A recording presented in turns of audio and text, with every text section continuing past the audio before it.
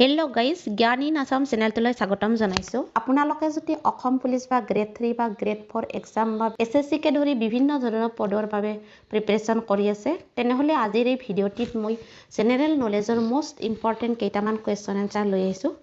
ভিডিঅ'টো স্কিপ নকৰাকৈ শেষলৈ চাই থাকিব। এতিয়া আহিছে 1 নম্বৰ কুৱেশ্যনটোলৈ। অসমৰ উত্তৰ দিশত কোনখন ৰাজ্য অৱস্থিত? কুৱেশ্যনটো কি হ'ব? অসমৰ উত্তৰ দিশত কোনখন ৰাজ্য অৱস্থিত? ইয়াতে অপশ্যন 4টা আছে। শুদ্ধ উত্তৰটো কি হ'ব?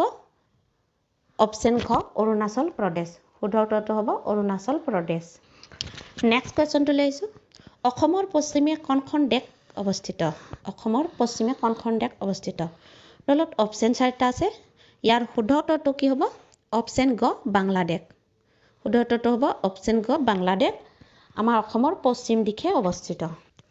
নেক্সট কুৱেশ্যনটো লৈ আহিছোঁ। অসমৰ সৰ্বোচ্চ স্থান কোনটো? তলত অপশ্যন 4টা আছে। ইয়াৰে শুদ্ধ উত্তৰটো কি হ'ব? অপশ্যন ক চেঙেহীখন। নেক্সট কুৱেশ্যনটো লৈ আহিছোঁ। ইংৰাজে কেতিয়া অসমক নিজৰ সংযোজন কৰিছিল? তলত অপশ্যন 4টা আছে। ইয়াৰ শুদ্ধ উত্তৰটো কি হ'ব? অপশ্যন ঘ 1826 চনত। শুদ্ধ উত্তৰটো হ'ব অপশ্যন ঘ 1826 চনত।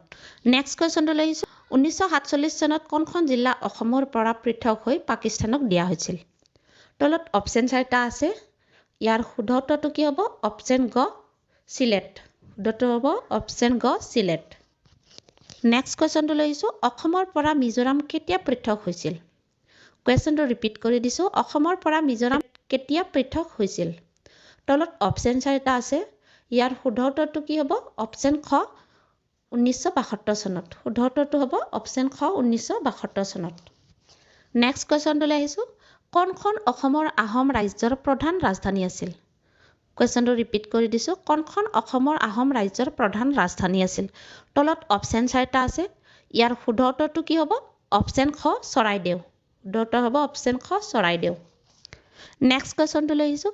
পূৰ্বতে অসমক কেনেকৈ জনা গৈছিল? তলত অপশ্যন 4টা আছে। ইয়াৰ শুদ্ধ উত্তৰটো কি হ'ব? অপশ্যন খ কামৰূপ। পূৰ্বতে অসমক কামৰূপ হিচাপে জনা হৈছিল। নেক্সট কুৱেশ্যনটো লৈ আহিছোঁ। অসমীয়াৰ উপৰিও ৰাজ্যৰ পৰা আন কোনটো ভাষা জাতীয় সাংবিধানিক 8 অনুসূচীত অন্তৰ্ভুক্ত? তলত অপশ্যন 4টা আছে। ইয়াৰ শুদ্ধ উত্তৰটো কি হ'ব? অপশ্যন ঘ বড়ো। বড়ো ভাষা। নেক্সট কুৱেশ্যনটো লৈ আহিছোঁ। গিবন বন্যপ্ৰাণী অভয়াৰণ্য ক'ত অৱস্থিত? তলত অপশ্যন 4টা আছে। ইয়াৰ শুদ্ধ উত্তৰটো কি হ'ব? অপশ্যন গ যোৰহাট। শুদ্ধ উত্তৰটো হ'ব অপশ্যন গ যোৰহাট। নেক্সট কুৱেশ্যনটো লৈ আহিছোঁ। গুৱাহাটী চাহ নিলাম প্ৰতিষ্ঠা কেতিয়া হৈছিল? কোনটো বছৰত গুৱাহাটী চাহ নিলাম প্ৰতিষ্ঠা হৈছিল?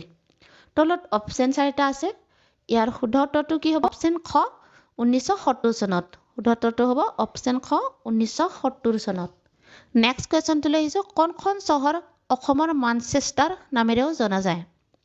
কুৱেশ্যনটো ৰিপিট কৰিছোঁ। কোনখন চহৰ অসমৰ মানচেষ্টাৰ নামেৰেও জনা যায়? তলত অপশ্যন 4টা আছে। ইয়াৰ শুদ্ধ উত্তৰটো কি হ'ব? অপশ্যন গ শুৱালকুছি। শুদ্ধ উত্তৰটো হ'ব অপশ্যন গ শুৱালকুছি। নেক্সট কুৱেশ্যনটো লৈ আহিছোঁ। Brahmaputra cracker and polymer limited উদ্যোগটো ক'ত অৱস্থিত?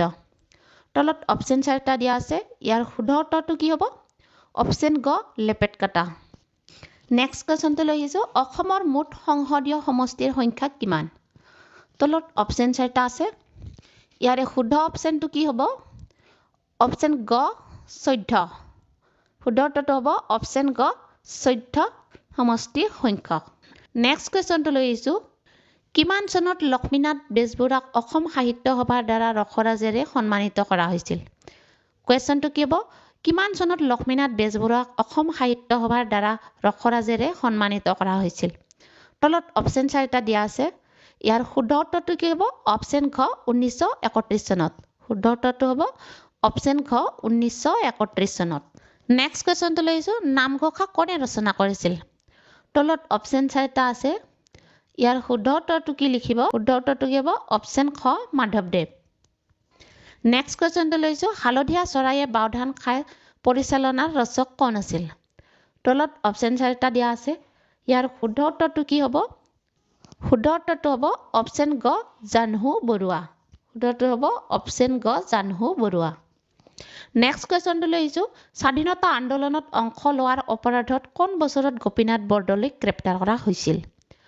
তলত অপশ্যন 4টা আছে ইয়াৰ শুদ্ধ উত্তৰটো কি হ'ব অপশ্যন খ 1922 চনত 1922 চনত গোপীনাথ বৰদলৈ গ্ৰেপ্তাৰ কৰা হৈছিল নেক্সট কোৱেশ্চনটো লৈছো শংকৰদেৱে লিখিত বৰগীত কোনটো ভাষাত ব্যৱহাৰ কৰিছে তলত অপশ্যন 4টা আছে ইয়াৰ শুদ্ধ উত্তৰটো কি হ'ব অপশ্যন গ ব্ৰজাৱলী ভাষাত ৰচনা কৰিছিল উত্তৰটো কি হ'ব ব্ৰজাৱলী ভাষাত ৰচনা কৰিছিল